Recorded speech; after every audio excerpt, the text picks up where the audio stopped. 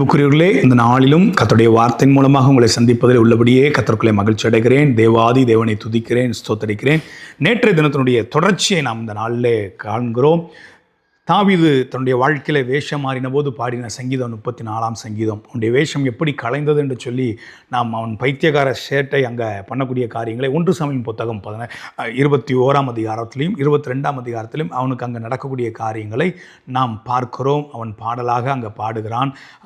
கர்த்தரை நான் காலத்தில் ஸ்தோத்தரிப்பேன், அவர் துதி எப்பொழுது என் வாயில் இருக்கும் என்று சொல்லி அந்நிய பட்டயத்தை அவன் புகழுகிறான். அதனால் அவன் சொல்லுகிற இந்த சங்கீதத்தின் பிந்தின வசனங்களை வாசிக்கிறேன். 12ஆம் வசனம், நன்மையை காணும்படி ஜீவனை விரும்பி நீடித்த நாட்களே அபேட்சிக்கிற மனுஷன் யார்? நீடித்த நாட்களை யார் கெடுத்து விடுவா? நீடித்த நாட்களை யார் விரும்பாமல் இருப்பா அப்படின்னு சொல்கிறாரு. உன் நாவை பொல்லாப்புக்கும் உன் உதடுகளை கபட்டு வசனிப்புக்கும் விலக்கி காத்துக்கொள். ஆசாரியனிடத்தில் அங்கே பொய் சொல்லுகிறான். அங்கே அந்நிய பட்டயத்தை அவன் புகழ்கிறான். அது விரும்பப்படுறதில்லை. நான் அடிக்கடி அதை உணர்தான்.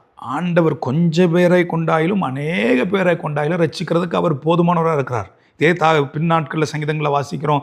ரதங்களை குறித்தும் குதிரைகளை குறித்தும் மேன்மை பாராட்டுகிறாள், நாங்களோ எங்கள் தேவனாகிய கர்த்தரையே குறித்து மேன்மை பாராட்டுகிறோம்னு சொல்லி நீங்கள் கர்த்தரை மேன்மை பாராட்டுவீர்கள் என்றால் உங்களுடைய ஒவ்வொரு செய்யும் தீர்க்கமாக இருக்கும், ஒவ்வொரு செய்களும் உன்னதமாக இருக்கும், ஒவ்வொரு செய்களும் ஆண்டவருக்கு பிரியமாக இருக்கும். ஆனால் நாவை மேன்மை பாராட்டி நம்முடைய திறமையை கொண்டு எப்படியாவது பேசி நான் ஜெயிச்சிருவேன், காரியத்தில் நான் கட்டிக்காரனாக இருந்துருவேன்னு சொல்லி நம்ம செய்யலாம். ஏன்னா 14ஆம் வசனத்தில் தீமையை விட்டு விலகி நன்மை செய், சமாதானத்தை தேடி அதை தொடர்ந்து கொள், தீமை செய்களுடைய பேரை பூமியில் இராமல் அற்றுப்போக கர்த்தருடைய கண்கள் அவர்களுக்கு விரோதமாக இருக்குன்னு சொல்கிறார்.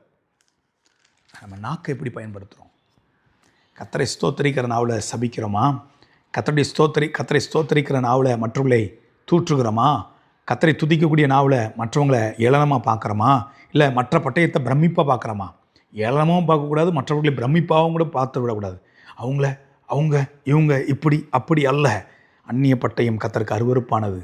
அவன் அதில் தோற்று போனதுனால தான் பாடுறான், இந்த சூழ்நிலை நான் கர்த்தரை காலத்தில் ஸ்தோத்தரிப்பேன், என் தப்பு தான், என் பிள்ளை தான், என் நாக்கு தான் காரணம். தொடர்ந்து அதில் நான் வாசிக்கிறேன் 1ஆம் வசனத்திலிருந்து, கர்த்தரை நான் எக்காலத்தில் ஸ்தோத்தரிப்பேன், அவர் துதி எப்பொழுது என் வாயில் இருக்கும், கர்த்தருக்குள் என் ஆத்துமா மேன்மை பாராட்டும், சிறுமைப்பட்டவர்கள் அதை கேட்டு மகிழ்வார்கள், என்னோட கூட கர்த்தரை மேம்படுத்துங்கள், நாம் ஒருமித்து அவர் நாமத்தை உயர்த்துவோம். நான் கர்த்தரை தேடினேன், அவர் எனக்கு செவி கொடுத்து என்னுடைய எல்லா பயத்துக்கும் நீங்களாக்கி விட்டார். செத்து போயிடுவான்னு நினச்சான், வாழ்க்கை அழிஞ்சிரும்னு நினச்சான். ஒருபுறம் சவுல் துரத்துறான், மறுபுறம் இவன் ஒரு திறமையை காண்பித்து ஆசனத்தில் அப்பத்தை வாங்குறான், கோலியாத்தின் பட்டயத்தை வாங்கிடுறான். இன்னொரு புறம் பெலிஸ்து தேசத்து அந்த ராஜா கிட்ட போய் மாட்டுறான்.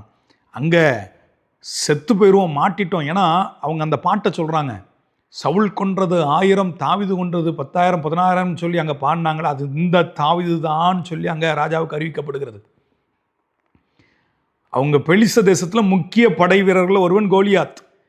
நம்ம படை வீரர்கள் ஒருத்தனை கொன்னுட்டான் அப்படின்னு சொல்லி இவனை கொன்றணுன்றதுக்கான எண்ணங்கள் அவங்களுக்கு வந்திருக்கும். உடனே பைத்தியக்கார சேட்டை அங்கே பண்ணுறதுனால தான் வேஷம் மாறி கலைந்து வருகிறான். சொல்கிறான், ஆண்டவர் என்னுடைய எல்லா பயத்துக்கும் நீங்களாக்கி மீட்டார் மீட்டார் மீட்டார் மீட்டார் சொல்லிட்டு சொல்கிறாரு, அவர்கள் அவரை நோக்கி பார்த்து பிரகாசம் அடைந்தார்கள், அவர்கள் முகங்கள் வெட்கப்படலை. நான் தப்பு பண்ணிட்டேன், ஆனாலும் ஆண்டரை நோக்கி பார்த்தேன், இந்த ஏழை கூப்பிட்டான், கர்த்தர் கேட்டு அவன் இடுக்கண்களுக்கெல்லாம் நீங்களாக்கி ரட்சித்தார். நான் தப்பு பண்ணது உண்மைதான், கர்த்தரை பார்த்துட்டு ஒருவேளை தவறு செய்து சில சிக்கல்களில் மாட்டி கொண்டு இருந்திருக்கலாம். கர்த்தரை பாருங்கள், நீடித்த நாட்களை வெறுத்து விடாதீங்க, நன்மையை வெறுத்து விடாதீங்க சொல்லிட்டு அவர் சொல்கிறாரு, நீதிமான்கள் கூப்பிடும்போது 17ஆம் வசனம், நீதிமான்கள் கூப்பிடும்போது கர்த்தர் கேட்டு அவர்களுடைய எல்லா உபத்திரங்களுக்கும் நீங்களாக்கி விடுகிறார். நொறுங்குண்ட இருதயம் உள்ளவர்களுக்கு கர்த்தர் சமமாக இருந்து நறுங்குண்ட ஆவி உள்ளவர்களை ரட்சிக்கிறார். நீதிமான்களுக்கு வரும் துன்பங்கள் அநேகமாயிருக்கும், கர்த்தர் அவைகள் எல்லாவற்றென்று அவனை விடுவிப்பார். இந்த துன்பத்துக்கு காரணம், ஒரு கேள்வி நான் கேட்குறேன், தாவீது இந்த துன்பத்துக்கு காரணம் தாவீதா ஆண்டவரா? ஆண்டவர் அவனை உருவாக்குவதற்கு சவுல் அனுப்புகிறாரு.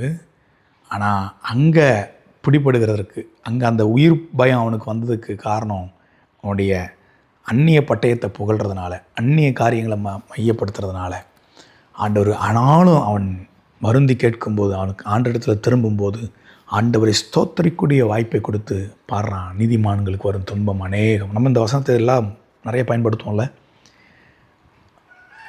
ஆனால் அவைகள் எல்லாவற்றின்று கர்த்தர் அவனை விடுவிக்கிறார். இன்றைக்கும் கர்த்தர் உங்களை விடுவிக்க கர்த்தர் போதுமானவராக இருக்கிறார்.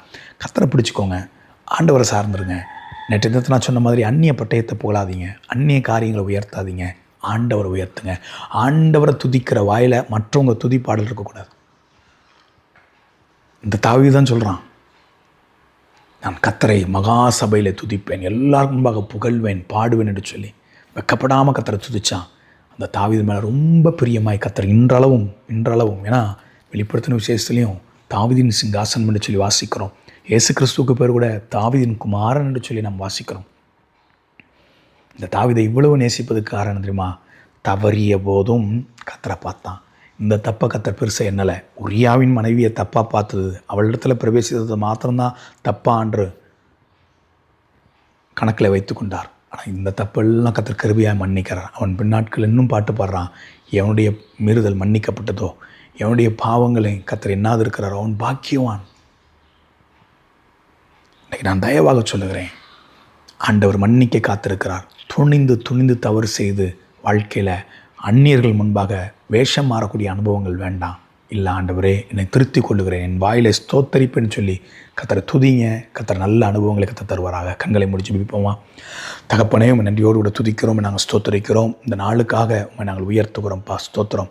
கர்த்தருடைய சுத்த கிருபை கிருபை கிருபை கிருபை. ஆண்டவரை காலத்தில் ஸ்தோத்தரிப்பேன்.